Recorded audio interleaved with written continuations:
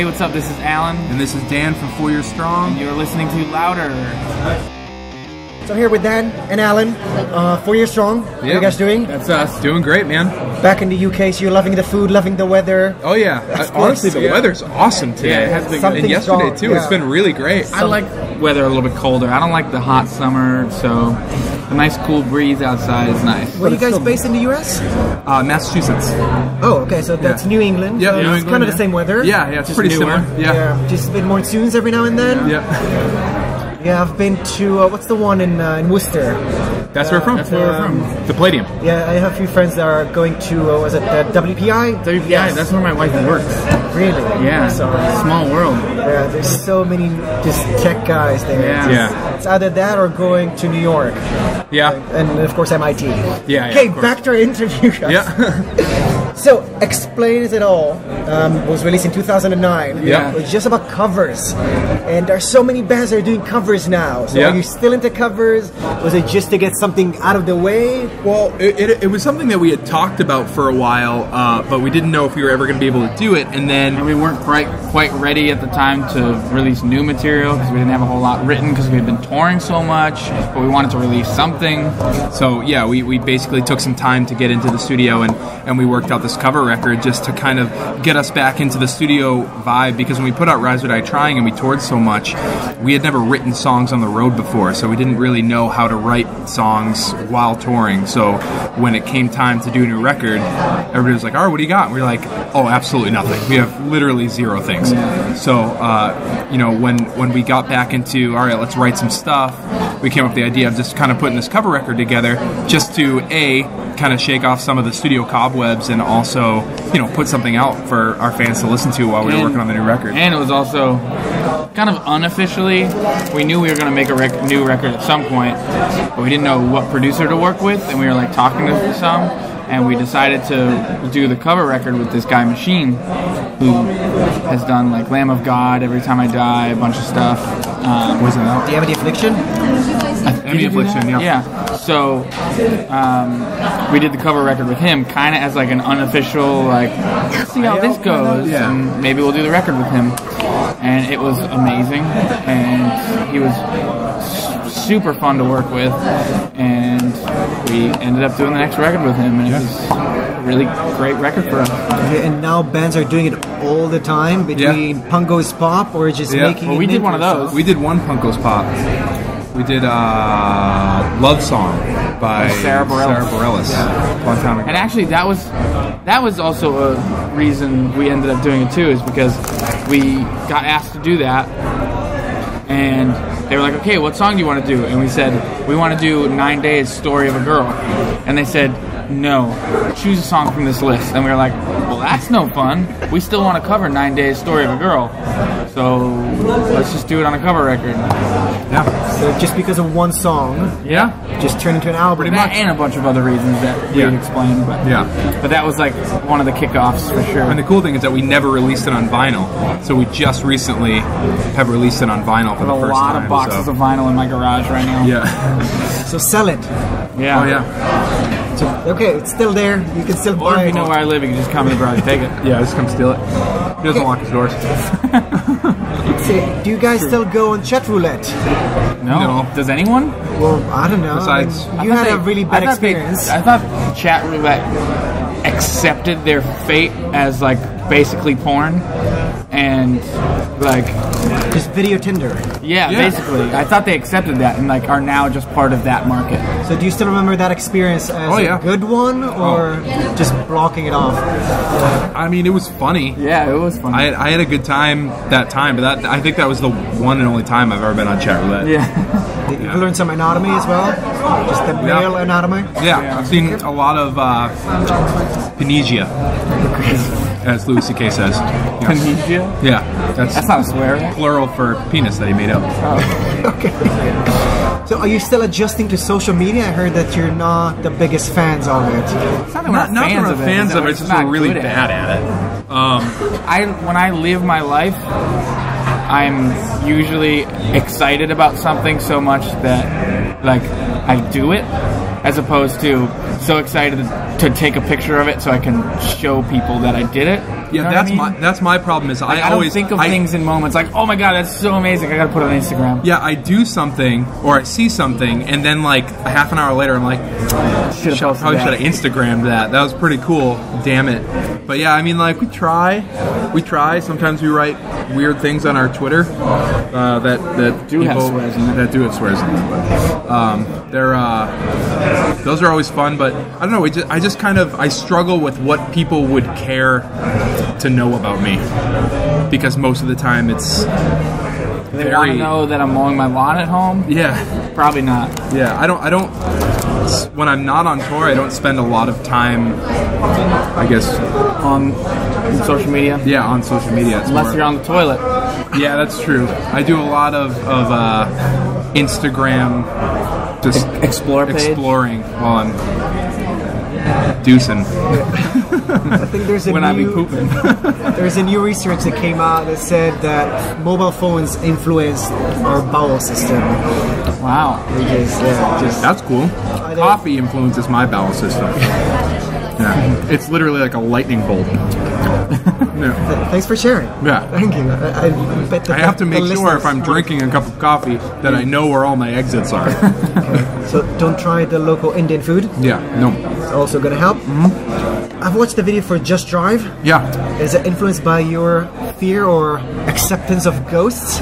No, it's aliens. Aliens, both. Yeah. Love aliens. I think it was more just our kind of paying homage to a lot of the movies that we liked, specifically X-Files, Fire Close in the Encounters of Sky. the Third I've seen the Kind, last Fire song in at the the end Sky. saying the truth is out there. Yeah. So I mean, that was just something that we just thought would be a lot of our videos, whether they're funny or they're not funny or whatever they are. Most of the time, come from us being like, it'd be really fun to do this personally. Who cares what it looks like after? Let's go out and make a alien video. That would be funny. Yeah. So which one of the two of you is Mulder and who's Scully? Alan Scully because of the red hair, and Strawberry it? blonde. yeah. So you're the Hers skeptic is too, one. I guess. Yeah. Well, hers is. It's more, actually, she dyes hers like a weird maroon color for like the middle seasons. Right. But So you're the believer. I guess I'm Mulder. Yeah. You're a skeptic. Yeah. Okay, well, I can live with I that. love sunflower seeds. So How about ghosts, by the way? ghosts. Yeah, exist, do not exist. I don't know. I don't Believe in ghosts because I've never encountered one. But I don't not believe in ghosts, I guess. Until proven guilty. Yeah, like, I don't know. I live in a very, very old house. I mean, I guess not that old for probably stuff that's built around here, but in Massachusetts, it was built in 1790, and I kind of thought that there would be ghosts in that. No ghosts. I don't necessarily believe in ghosts, but I love being like scared. Like I love going somewhere and being like, "What's that sound?" Blah blah. But See, I don't... I know it's not no, a ghost. I don't- You don't like that? I No. love that. See, I love watching a movie and being scared, knowing that it's not real. But like when I watch like a ghost movie, like if you're someone's standing in a mirror and they see a ghost behind them, like in a movie, that's awesome to be scared of. But if I was standing in my house and in the mirror saw like some old lady behind my Yeah. head, I would not think that was fun. Oh no, I wouldn't think that was fun at all. I would not think that's fun at all. No. So I gotta ask, did you go to Salem? Oh yeah, we Just recorded this record in our Salem. most recent record in Salem. Yeah, the record that's out now, the self-titled. So no ghost there? There No, was a witches. witch. Witches. Yeah, Lots of multiple witches there. Just one poor girl. Yeah. Well, one poor girl ratted out all the people that got hung, but Yeah. I know you guys are into films. And I know you have Gone Girl on your bus tour. On We your did. tour bus. yeah. Your How tour did you bus. know that? I know everything. I'm a ghost. So did that influence any of your relationships? 'Cause Yeah. Like, did I watching plan to murder my Yeah, Gone Girl wife? freaked me out. I had to break up with my girlfriend because she liked it too much. Like what? She liked the liked- film too much. Gone Girl? Yes. It is a It's crazy. crazy. Watch your I mouth. almost said something bad. I almost said a swear word. Yeah, that movie's It awesome. was crazy. There was But you know what? You know what I love stinks about that movie? Well, I loved the movie because I knew absolutely nothing about it going into it, except for that Ben Affleck was in it, and it was about a girl being gone.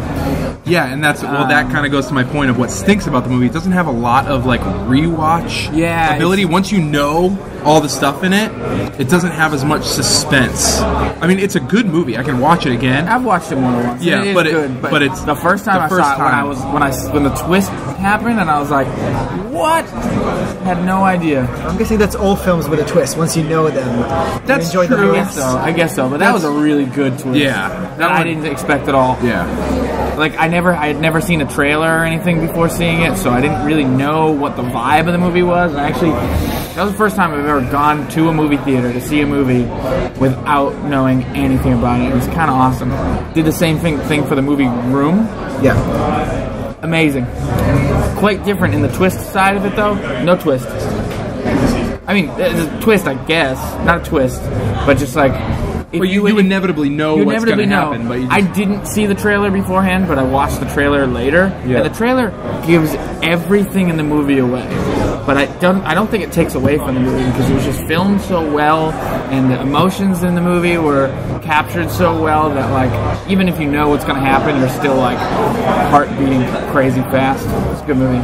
So we're going to continue talking about films forever. So I'm going to skip to the next one. Yeah. But in 2012, you guys went on a hiatus. Yep. On one hand, I heard that you needed it because you were just at each other's throats, close to it. Yeah. On the other hand, did you think about the momentum loss? Oh yeah. At the time, not really, because we were just so sick of it. But in hindsight, definitely like, well, we were losing momentum anyway because we put out a record that actually did not so bad here, but in the States didn't do very well.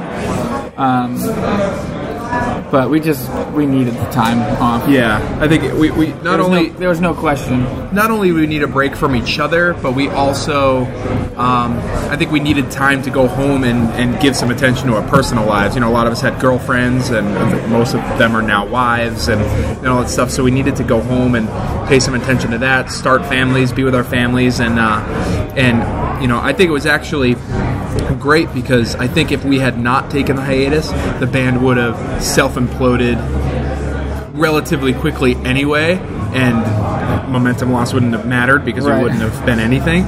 But I think the fact that we were able to step away, go home, get ourselves, I guess, back to zero a little bit, and be able to, reflect on it and come back into the situation and be like, okay, I think we're ready to get back together now.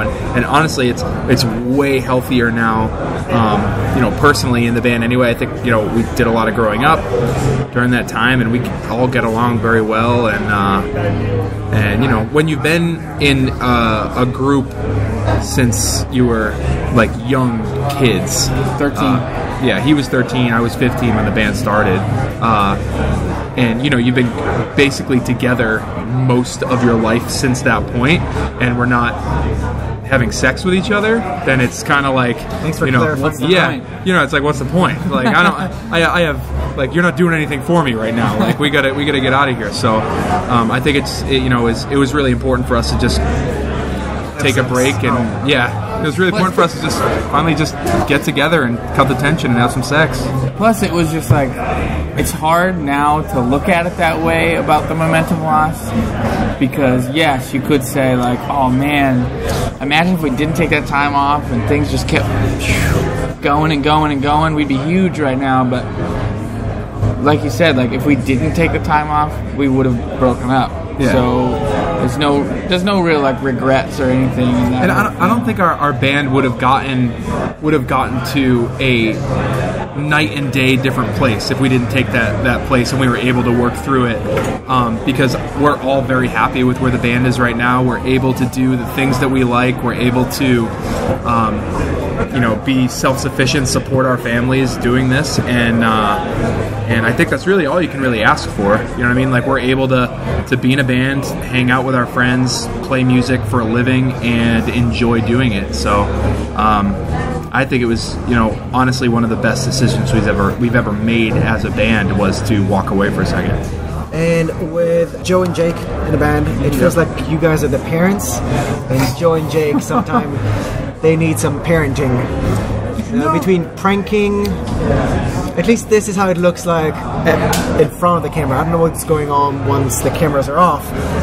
Is that the separation? No, not really. No, it's. I think it really comes down to the fact that Joe, the reason he's actually not with us right now is because he has another furniture business that's actually doing really, really well. So he's trying to give some attention to that before we leave for Warped Tour. So he's trying to get all his ducks in a row at home and get all that going. But I mean, at the end of the day, like the band is the four of us, and we're all doing it. And the fact that Joe and Jake are cool with if we get a tour offer, instead of us having to cancel and tell our UK fans or our European fans like, sorry, we're not going to come over, and Joe's just like, yeah, take somebody else, go play the shows is great. And I think that's another testament to the fact that we've done a lot of growing up and we're able to just separate ourselves from any sort of ego or whatever and just be like, do what we want to do. Are there still pranks on the bus? I don't know. Do we do a lot of pranks? I've grown it. It's kind of boring. Yeah, we watch a lot of movies. Just hiding the New York Times to each other so you cannot read it. I think. No, there's not a lot of pranks. Some of the pranks we play are like Alan shows his feet to Joe, and then he really doesn't like. He hates feet. When I clip my toenails, I sprinkle them on his pillow. I don't do that. He would kill me if I did that. This is why you guys don't have sex with each other. Yeah, you cannot do that after that. That's true. Okay, do you guys have anything to say to the new generation of punkers and pop punkers that is growing around you? I mean, they're kind of the same age right now as you were when you just started. Yeah. And I don't know how it looks like to you, but it looks like millions of years away. Yeah, I mean, to kids who are getting into the punk and hardcore and pop punk world right now, all I'd really say is just keep it going. Even after this generation of people are gone, you're going to need people that kind of carry on the same kind of punk rock mentality that makes it fun and makes it cool and kind of keep the I don't know what word I'm looking for, but just kind of keep it personal. You know what I mean? Don't try to. I don't know. It's a really stupid thing to say. I don't know what I'm saying. Went really dark and deep, and then you had it. I got nothing. That's it. Just buy merch. Don't be like me. Buy merch. So, do you guys have anything to say to fans and listeners that are not in a band? Buy merch, right?